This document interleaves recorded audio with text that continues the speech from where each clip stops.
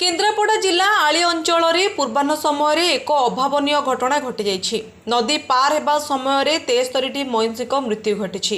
एकाकालीन एते संख्यार मईंषी मृत्यु 3 जन मईंषी पालक चाषी बेसहारा हो जाइछन्ति। सूचना अनुसार आली थाना अंतर्गत एक माणिया गाँ निकट में प्रवाहित होता नदी में 73टी मईंषी एकाकालीन मृत्यु घटी देखा मिली। ब्राह्मणी नदीर शाखा गलिया कूल 88टी मईंषी मानू चरवाई खोली दि जाइथिला। मईंषी पल घास चरी चरी आगक बढ़ी। नदीटी गहरिया और अणअसेरिया थिबारु मईंषी माने छंदा छंदी होई एककालीन मृत्यु घटी। मात्र सौभाग्यवशतः 15टी मईंषी वर्ती जाइछन्ति। एकाकालीन 73टी मईंषीकर मृत्युर कारण एबे भी अस्पष्ट थिबा बेले मईंषी पालक 3 जन चाषी सेमानकर जीविका हराई संपूर्ण भांगी पड़िछन्ति।